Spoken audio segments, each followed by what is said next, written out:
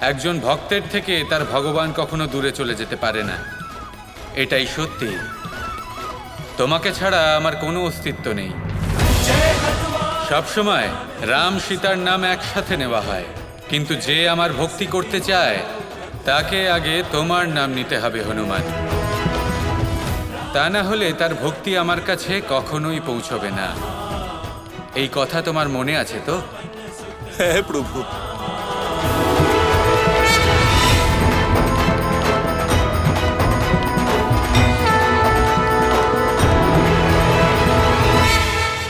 জয় শ্রীরাম। তাহলে তুমি তোমার রামকে খুঁজে পেয়েই গেছো হনুমান। এমনিতেও কিষ্কিন্ধা তো শুধুই একটা অজুহাত ছিল। শ্রীরাম তো আসার জন্যই এসেছিলেন। দাপর কিংবা ত্রেতা, শ্রীরামের অস্তিত্ব তো এমনিতেই অবিনাশী, কারণ উনি তো সর্বদাই তার ভক্ত হনুমানের হৃদয় বিরাজমান থাকেন।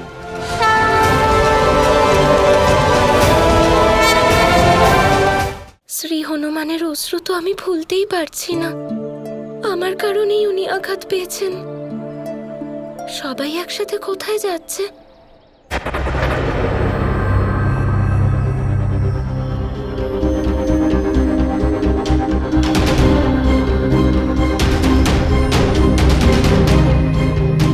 নিষাদ, উলমুখ, সবাই এখানে একত্রিত কেন হয়েছে? শ্রী রাধা, কাকাশ্রী আমাদের এখানে ডেকেছেন। শ্রী হনুমান এটা প্রমাণ করতে চান যে উনি তার প্রভু শ্রীরামের দর্শন পেয়েছেন।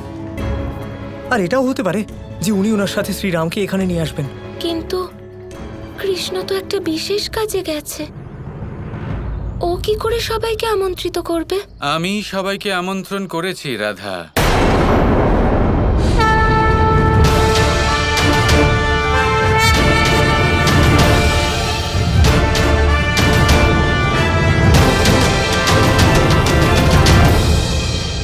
সভাকে আমন্ত্রণ করার আগে তোমার আমাকে জিজ্ঞেস করা উচিত ছিল।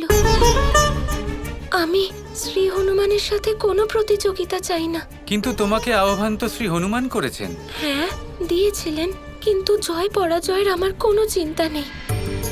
যে প্রতিযোগিতার জন্য হনুমানের মতো সরল প্রাণীর হৃদয় আঘাত পায়, সেটা উচিত নয় কৃষ্ণ।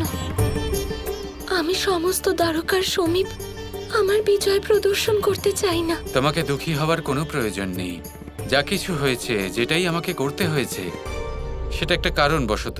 শ্রী হনুমানকে একটা সুযোগ দেওয়ার ছিল, ওটাই হয়েছে। আর একজন অত্যন্ত সরল ব্যক্তির নেত্রে অশ্রু দেখে তো ভগবানও গলে যান। হতে পারে হনুমানের নেত্রের অশ্রু দ্বারকার কল্যাণের কারণ হয়ে ওঠে। জয় শ্রীরাম।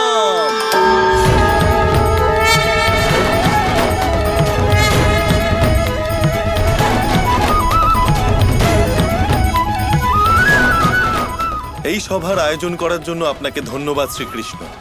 সত্যি বলছি, যদি আপনি আর দেবী শ্রী রাধা আমাকে স্পর্ধা না দিয়ে জোর না করতেন, তাহলে আজকে আমি এতটা প্রসন্ন হতে পারতাম না। দেবী রাধা, আপনি এরকম ভাবে দুঃখী হবেন না। সত্যি বলতে তো আপনার ওই দুঃখের স্বর আমার কানে সব সময় বাজছিল। আমি এখান থেকে দুঃখী হয়ে গিয়েছিলাম বটে, কিন্তু ফিরে এসেছি অত্যন্ত সুখী হয়ে। সত্যি বলছি, যদি আপনি আর দ্বারকাধীশ শ্রীকৃষ্ণ আমাকে প্রতিস্পর্ধা না দিয়ে জোর না করতেন, তাহলে আমি কোনোদিনও এতটা প্রসন্ন হতে পারতাম না। আপনাদের দুজনকে ধন্যবাদ।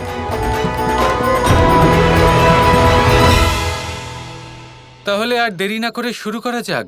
শ্রী হনুমান, দয়া করে আমাদের সকলকে এটা বলুন, আপনি কি প্রাপ্ত করেছেন। দ্বারকার প্রত্যেক বাসী এবং আমিও অত্যন্ত উৎসাহিত। শ্রী হনুমান, কিছু প্রমাণ করার আগে আপনি এইটুকু জেনে নিন যে আমি নিজেকে কৃষ্ণের সর্বশ্রেষ্ঠ ভক্ত কেন মানি।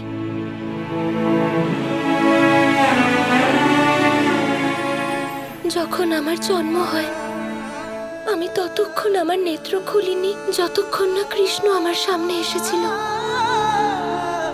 যখন থেকে আমার জন্ম হয়েছে, কৃষ্ণকে বাদ দিয়ে আমার মনে আর কোনো বিচার আসেনি। সব সুখ দুঃখে আমি কৃষ্ণের সাথে ছিলাম। অনেক প্রয়াস করা হয়েছে আমাদের দূরে করার, কিন্তু আমরা আরো ঘনিষ্ঠ হয়েছি। কৃষ্ণর প্রতি আমার এই ভক্তি আমাদের এক করে দিয়েছে।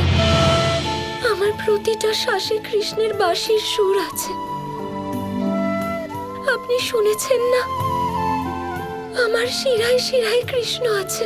পরম ভক্তি বলতে কি বোঝায়? যখন আমার আরাধ্য কৃষ্ণ আমার ভক্তিকে স্বয়ং প্রমাণ করছেন, তখন আর বোঝানোর কি বাকি আছে? শ্রী হনুমান, আপনি কেন স্বীকার করছেন না যে আমি কৃষ্ণের সর্বশ্রেষ্ঠ ভক্ত? শান্ত হয়ে যান দেবী রাধা। আপনার প্রশ্নের উত্তর অবশ্যই পাবেন, কিন্তু উত্তর আমি দেব না। উত্তর আমার প্রভু শ্রীরাম দেবেন।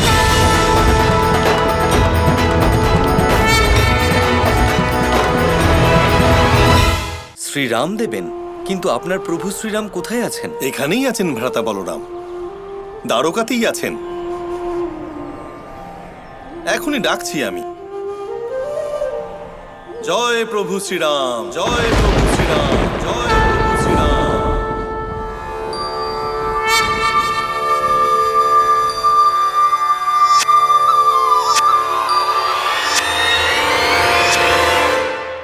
নেত্র খোলো হনুমান।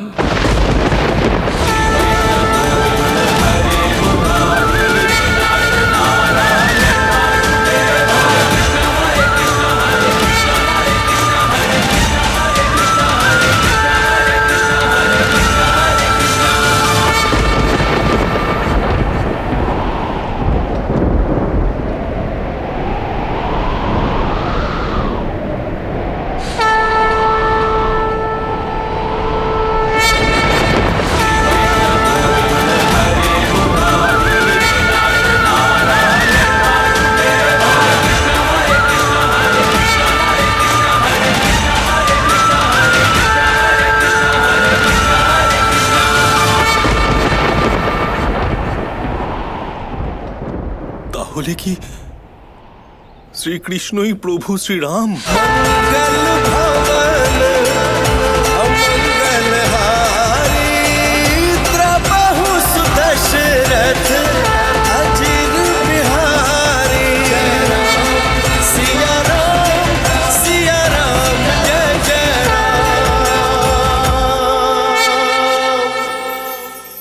সৌন্দর্য। মানুষ নিজের সৌন্দর্যের বিষয়ে কতটা ভাবে, চায় যে সে সব থেকে বেশি রূপবান হবে, সব থেকে বেশি সুন্দর হবে। কিন্তু সৌন্দর্যের পরিভাষা কি তা কি সে জানে? কোনো মাকে জিজ্ঞেস করুন, ওনার জন্য সৌন্দর্যের পরিভাষা ওনার সন্তান। কোনো ভক্তকে জিজ্ঞেস করুন, ওনার জন্য সৌন্দর্যের পরিভাষা ওনার ভগবান। শ্রীরামকে জিজ্ঞেস করুন, ওনার জন্য সৌন্দর্যের পরিভাষা হলো হনুমান। ভাঙা হানু, ফুলে যাওয়া মুখ, দেখতে গেলে উনি বানর, লম্বা লেজ, এত নিরীহ যে ওনাকে অমূল্য মালা দিলে সেটা ছিঁড়ে তার ভেতরে শ্রীরামকে খুঁজছিলেন। কিন্তু ওনার ভাবনা কত সুন্দর। উনি এটা বিশ্বাস করেন যে সংসারের যতই মূল্যবান জিনিস দিয়ে এই মালা তৈরি করা হোক না কেন, যদি এর মধ্যে শ্রীরাম না থাকেন তাহলে এর মধ্যে কোনো অর্থ নেই। সৌন্দর্য রূপে নয়, ভাবনায় নিহিত থাকে। যদি আপনি সৌন্দর্য প্রাপ্ত করতে চান তাহলে তা কর্মে নিয়ে আসুন, ভাবনায় এবং বিচারে নিয়ে আসুন। এই সৌন্দর্য আপনার সাথেই থাকবে। যদি আপনি সৌন্দর্যকে রূপের মধ্যে খোঁজেন তাহলে কিছুক্ষণের জন্য পাবেন, সেই সৌন্দর্য সময়ের সাথে হারিয়ে যাবে। সৌন্দর্য যদি পেতে চান, খুঁজতেই চান, তাহলে হৃদয় খুঁজুন, কর্মে খুঁজুন। মন প্রসন্ন হয়ে বলবে রাধা রাধা।